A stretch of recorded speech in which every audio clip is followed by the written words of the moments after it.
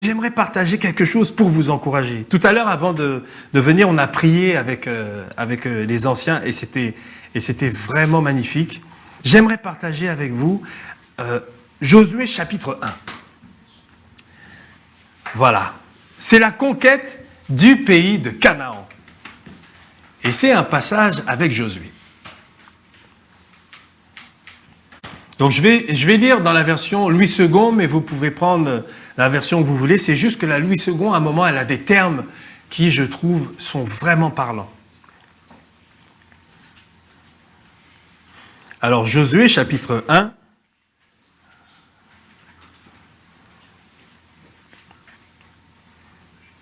Après la mort de Moïse, serviteur de l'Éternel, l'Éternel dit à Josué, fils de Nun, serviteur de Moïse, « Moïse, mon serviteur, est mort. Maintenant, lève-toi, passe ce Jourdain, toi et tout ce peuple, pour entrer dans le pays que je donne aux enfants d'Israël. Tout lieu que foulera la plante de votre pied, je vous le donne, comme je l'ai dit à Moïse. Vous aurez pour territoire, depuis le désert et le Liban, jusqu'au grand fleuve, le fleuve de l'Euphrate, tout le pays des Hétiens, et jusqu'à la grande mer vers le soleil couchant.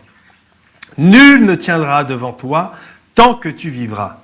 Je serai avec toi, comme j'ai été avec Moïse. Et je ne te délaisserai point, je ne t'abandonnerai point.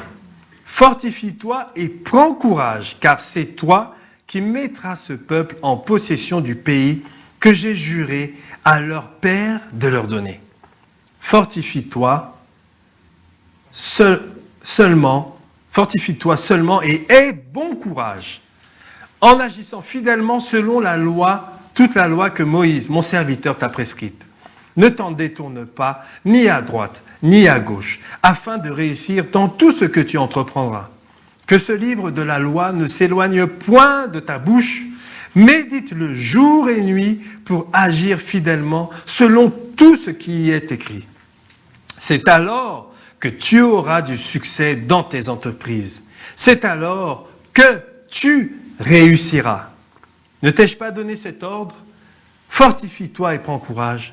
Ne t'effraie point et ne t'épouvante point, car l'Éternel, ton Dieu, est avec toi dans tout ce que tu entreprendras. Amen.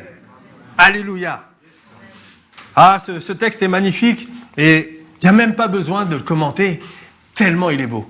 Mais c'est bien quand même de chercher les vérités spirituelles qui sont à l'intérieur de ce texte-là, vous voyez. Alors si je devais donner un titre, parce qu'on aime bien donner des titres, je sais pas, j'hésite entre les attributs du combattant de l'Éternel, ou bien les beaux pieds du combattant de l'Éternel. Voilà. En tout cas, on parle du combattant. Parce que, mes chers frères et sœurs, nous sommes dans un combat spirituel. Le diable n'aime pas ce que nous faisons et il n'aime pas ce que nous annonçons, mais il est vaincu à la croix. Cependant, il va tout faire pour qu'on ne puisse pas faire ce que le Seigneur veut que nous fassions. Nous sommes en fait tous et toutes des combattants de l'Éternel. Soit des combattants actifs, soit des combattants dormants. Mais quoi qu'il en soit, nous sommes des combattants. Pourquoi? Parce qu'à partir du moment où nous avons rencontré Jésus-Christ dans notre vie, eh bien, nous sommes représentants de Jésus. Nous sommes des lumières. Le Saint-Esprit est en nous. Et le Saint-Esprit brille. Et ce Saint-Esprit-là nous pousse à aller vers ceux qui ne le connaissent pas. Quelle que soit notre situation. Parce que peut-être pourrait-on penser, ah ben non, mais c'est seulement le pasteur ou c'est seulement le missionnaire. Mais en fait, chacun d'entre nous est pasteur, est missionnaire. Parce que sachez que dans une journée, dans votre travail, votre collègue ne verra peut-être que Jésus-Christ une seule fois dans la journée. Et ce Jésus-Christ qui verra, ce sera vous. Parce que vous serez le représentant de Jésus dans son entreprise. Et vos faits, vos gestes, vos actions vont lui indiquer Jésus-Christ. Mais il ne le sait pas. Mais vous le savez. Le diable le sait. Jésus le sait. Nous sommes tous missionnaires. Alors regardons un peu ce texte. Vous voyez, on parle de Moïse. Moïse. Tout le monde connaît Moïse, je suppose. Hein? Vous vous rappelez que Moïse, qu'est-ce qu'on dit de lui, de Moïse? Moïse, on dit de Moïse que c'était le serviteur de l'Éternel, qu'il n'y en a pas eu deux comme lui, que vraiment c'était son serviteur. Alors en même temps, on est tous uniques, donc ça tombe bien. Mais lui, Moïse, il était particulier. Josué, il vient juste derrière Moïse. Quelle pression! Quelle pression! Parce que c'est quand même Moïse qui a fait sortir le peuple d'Égypte.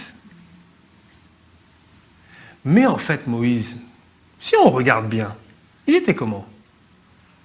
Oui, ça a été un grand serviteur, mais il avait quelques défauts quand même. Déjà, c'était un meurtrier. Vous vous rappelez qu'il a tué un Égyptien. Est-ce que Dieu l'a utilisé ou pas? Dieu l'a utilisé. Moïse, il ne parlait pas très bien. Il avait des difficultés à parler. Dieu l'a utilisé, oui ou non? Il l'a utilisé. À un moment, il me semble qu'il y a une histoire de bâton, où Moïse s'est un peu emporté. Vous vous rappelez le bâton? Il a tapé sur le bâton, il a retapé, mais ce n'est pas ce que le Seigneur lui avait demandé de faire. Quelle a été la conséquence pour Moïse? Il n'est pas rentré dans le pays promis. Moïse avait des défauts, mais Dieu l'a utilisé quand même. Nous ne sommes pas parfaits, loin de là. Nous avons plein de défauts, mais nous avons l'Esprit de Dieu qui est en nous. Nous appartenons au Roi des rois, au Seigneur des seigneurs, à Jésus-Christ est mort pour nous. Et tel que nous sommes, le Seigneur veut nous utiliser, que ce soit au Congo, en Côte d'Ivoire, dans la ville de Mondeville. La ville, c'est comment ici? Léguevin, dans la ville de Léguevin, à Toulouse. Le Seigneur veut nous utiliser à l'école, au collège, au lycée. Le Seigneur veut nous utiliser tels que nous sommes. Nous n'avons pas besoin d'être là-bas. Si on veut, on peut y aller. Mais même là, le Seigneur va nous utiliser. Il nous utilise. Pourquoi? Parce que nous sommes ses représentants. Nous sommes ses représentants. Alors, voilà, Moïse, il vient après Josué. Alors Josué, est-ce que vous avez déjà entendu parler de lui? Je pense que oui. Parce que Josué, il fait partie des 2 espions. Vous savez, quand le peuple il sort d'Égypte, eh bien, à un moment, Moïse il demande à 12 espions de partir voir le pays des Cananéens. Josué, Caleb et d'autres, ils y vont. Ils voient le pays extraordinaire. Ouais, génial, allons-y. Et ils reviennent. Et là, ils étaient 12. Il y en a 10 qui disent « Ah non, on ne peut pas y aller. » Ah non, Moïse, écoute, les gars, on ne peut pas y aller parce qu'on va se faire rétamer, en fait. Ils sont vraiment balèzes. Oui, il y a des beaux fruits. Oui, c'est extraordinaire. On ne manquera pas de faim là-bas. Mais le seul problème, c'est que les habitants de là-bas, ils sont quand même costauds, quoi. C'est des géants. Je ne sais pas si vous avez déjà vu des géants. Vous voyez Jonathan, encore plus grand que Jonathan. Hein? Et costaud. Et alors, naturellement, ils ont eu peur. On ne peut pas leur en vouloir d'avoir peur. Mais Josué dit, oui, c'est vrai. Mais, pocheng, on y va. Malheureusement, le peuple n'a pas suivi. Mais Josué, on voit déjà que, tiens, il a quelque chose. C'est un attaquant. C'est un combattant. Conscience des dangers, mais il y va quand même. Moïse, à cause de son péché, et parce que Dieu l'a voulu surtout, eh bien, il reste. Et c'est Josué qui va continuer. Dieu va quand même faire la grâce à Moïse de voir le pays, de loin. Et il a tout vu. Il a tout vu. Mais c'est Josué qui avance. Et donc, voilà. Dieu lui dit, eh bien, lève-toi, passe ce Jourdain, toi et tout ce peuple, pour entrer dans le pays que je donne aux enfants d'Israël. J'aime cette phrase. C'est pour ça que je voulais 8 secondes. Toi et tout ce peuple. Moïse, mon serviteur, est mort maintenant. Lève-toi. Lève-toi. C'est pas, Dieu ne dit pas, allez-y. Dieu ne dit pas, allons-y. Dieu il dit à Josué, lève-toi. C'est toi, Josué, que je veux. Et le Seigneur, ce matin, chacun d'entre nous, il nous dit, lève-toi, c'est toi que je veux. C'est toi. C'est pas seulement le pasteur, c'est pas seulement les anciens, c'est toi, chacun d'entre nous. Dieu, il pointe le doigt sur nous, avec amour, et dit, c'est toi que je veux. C'est toi. Tu vas passer le Jourdain. Quel est le Jourdain que le Seigneur veut qu'on passe? Quel est le Jourdain que le Seigneur veut qu'on passe? Alléluia! Il y a un Jourdain à passer. Mais c'est lequel? Que le Seigneur nous inspire. pour savoir quel est le Jourdain qu'il veut que nous passions pour l'honorer. Vous voyez? La vie avec Dieu, c'est magnifique, parce qu'il y a plein de défis, mais des défis avec lui. Et vous allez voir quand on va lire, parce qu'on n'est pas tout seul. Si on est tout seul, on peut avoir peur et puis dire comme les espions, « Ah ben non, on va se faire rétamer là, je ne peux pas y aller. » Mais quand on a conscience que Dieu est avec nous, alors là, les pieds des serviteurs de l'Éternel, ils sont magnifiques. Nos pieds, tous nos pieds à nous tous, ils sont magnifiques. À nous tous. Pas seulement le missionnaire, pas seulement le pasteur, mais nos pieds, parce que nous sommes tous pasteurs, nous sommes tous missionnaires. Tous, nous sommes, mais un saint sacerdoce. Eh oui, des sacrificateurs. Mais oui, c'est nous tous, grâce au Saint-Esprit. Mais utilisons le Saint-Esprit. Le Seigneur, il l'a pas mis juste comme ça. Il est en nous. Alors, vas-y, passe le Jourdain. Tout lieu que foulera la plante de votre pied, je vous le donne, comme je l'ai dit à Moïse. Le Seigneur a fait des promesses au peuple. Le Seigneur a des promesses sur nos vies. C'est des promesses. Et quand le Seigneur parle, il ne se trompe pas. Nous, on peut faire des promesses. Des fois, malheureusement, je peux faire des promesses à mes enfants. J'ai envie de les accomplir pour eux. Mais il y a des fois où, je suis un homme, alors il y a des ratés. Vous voyez? Et mon enfant peut être déçu. Mais avec Dieu, il n'y a pas de déception parce que ce qu'il a promis, on peut être sûr qu'il va le faire. Il a des promesses pour nous. Qu'est-ce qu'il dit? Tout ce grand pays-là, il est pour vous. Je vais vous le donner. Ce grand pays. Et peut-être que nous, Dieu, il met dans notre tête des choses. Et on se dit, oh non, c'est trop grand. C'est pas pour moi. Mais des fois, c'est Dieu qui parle. C'est Dieu qui parle. À nous de rechercher la voix du Seigneur. Est-ce que c'est bien toi, mon Dieu, qui me parle là? Est-ce que tu veux que j'aille là? Mais c'est trop grand. Mais je peux pas. Mais je suis juste moi. Mais oui, mais c'est juste toi que je veux pour accomplir ça. Vous voyez? Notre Dieu est rempli d'amour. Pourquoi Dieu il fait ça? Mais parce qu'il nous aime. C'est la Saint-Valentin. Le pasteur Jean-Jacques, il a dit, c'est la Saint-Valentin. Alors quand je regarde la Saint-Valentin, moi, ça me fait rire parce que des fois, j'ai pas l'impression que c'est vraiment de l'amour. J'ai l'impression que, en tout cas, c'est une certaine forme. Mais le vrai amour, la Saint-Valentin de tous les jours, c'est ce que Jean-Jacques disait tout à l'heure, je t'ai piqué ton slogan. C'est la Saint-Valentin tous les jours avec Dieu, parce qu'il nous aime du plus grand et du plus beau des amours. Et ce qu'il veut pour nous, mais c'est qu'on puisse rentrer dans sa volonté, dans ses voies. Pourquoi? Parce que il est amour. Nul ne tiendra devant toi tant que tu vivras, nous dit-il. Je serai avec toi comme j'ai été avec Moïse. Et tout est là. Vous voyez? Tout est là. Je serai avec toi. Nous avons l'assurance que Dieu est avec nous. Et c'est pour ça qu'on est courageux. Et c'est pour ça qu'on avance. Et c'est pour ça qu'on y va. Alors, je pourrais parler longtemps, mais j'aimerais juste arriver, je saute, pour arriver à ce passage, à cet endroit où il dit « Fortifie-toi », verset 7, « seulement et aie bon courage en agissant fidèlement selon toute la loi que Moïse, mon serviteur, t'a prescrite. Ne t'en détourne ni à droite ni à gauche, afin de réussir dans tout ce que tu entreprendras. Que ce livre de la loi ne s'éloigne point de ta bouche, médite-le jour et nuit pour agir fidèlement selon tout ce qui est écrit, car c'est alors que tu auras du succès dans tes entreprises. C'est alors que tu réussiras. Ne t'ai-je pas donné cet ordre? Fortifie-toi et prends courage. » Et moi, j'aimerais juste terminer sur ça. Ne t'ai-je pas donné cet ordre? Fortifie-toi et prends courage. Vous voyez? C'est pas éventuellement, prends courage. C'est éventuellement, sois fort. Ah, au fait, si tu veux bien, sois courageux et sois fort.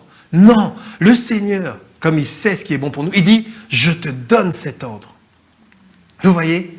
Le Seigneur, il dit, je t'ordonne, sois fort et prends courage.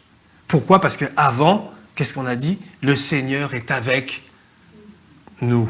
Le Seigneur est avec toi. Je suis avec toi. Je suis avec toi. Alors je t'ordonne, je te demande, je t'ordonne, je te donne cet ordre. Fortifie-toi et prends courage. Ne t'effraie point, ne t'épouvante point, car l'Éternel, ton Dieu, est avec toi dans tout ce que tu entreprendras. Le Seigneur est avec nous. Le Seigneur est avec nous. Alors ne dormons pas, mes frères et sœurs. Non, non, non, non, non. Parce que si on dort, on peut croire qu'on va être quiet, mais c'est le diable qui va être content. Lui, il aime quand on dort. Dormez, les chrétiens, dormez bien. Dormez bien. Mais le Seigneur, ce qu'il veut, c'est, ouais, allez-y, prenez courage. Ne vous effrayez pas. Allez-y, allez-y. Alors, je vais m'arrêter là. Oh là là, ce texte est tellement beau, mais je suis obligé parce que sinon, j'irai trop loin. Mais, en tout cas, on va peut-être pouvoir prier ensemble pour que le Seigneur nous permette d'appliquer cela. Qu'est-ce que le Seigneur, quel est notre Jourdain? Où est-ce que le Seigneur veut nous amener? Qu'est-ce qui nous fait peur? Fortifions-nous et prenons courage. Je vais prier. Seigneur, merci pour cette grâce que tu nous donnes d'être tes enfants. Merci Seigneur Dieu parce que nous ne sommes pas seuls. Merci Seigneur Dieu parce que les circonstances peuvent être telles qu'elles sont. Ça ne devait pas être facile pour Josué d'avoir tout ce peuple derrière lui. Ça ne devait pas être facile pour Josué d'aller conquérir ce pays avec des habitants si féroces, si durs. Ça ne devait pas être facile d'avoir ce peuple derrière si pénible par moments. Mais Seigneur, tu étais avec Josué. Et Seigneur, merci parce que tu es avec nous. Merci parce que tu es avec cette église où nous sommes ce matin. Merci parce que tu as des plans pour elle. Tu as des plans pour chacun d'entre nous. Chacun d'entre nous qui sommes ici ce matin. Montre-nous, ouvre-nous les yeux. Rends-nous courageux, téméraires, combattant le bon combat, ton combat, pour que Seigneur, nos vies puissent t'honorer et être ce beau parfum que tu veux qu'elles soient. Merci Seigneur Dieu, parce que nous savons aussi que nous sommes faibles, Seigneur Dieu. Mais Seigneur, ce n'est pas cette faiblesse qui va nous arrêter, bien au contraire. Parce que nous sommes forts en toi. Pourquoi? Parce que c'est toi qui es fort, c'est toi qui es puissant. Nous l'avons chanté ce matin, avec, on l'a entendu par la bouche d'Anthony et d'Elikia, et qu'il soit loué eux aussi. Merci Seigneur Dieu, parce que tu nous utilises, tu nous veux à ton service et tu nous aides. Et merci pour ce grand honneur que tu nous fais de nous utiliser, nous qui sommes si petits et si humbles. Je te prie au nom de ton Fils Jésus-Christ. Amen. Amen.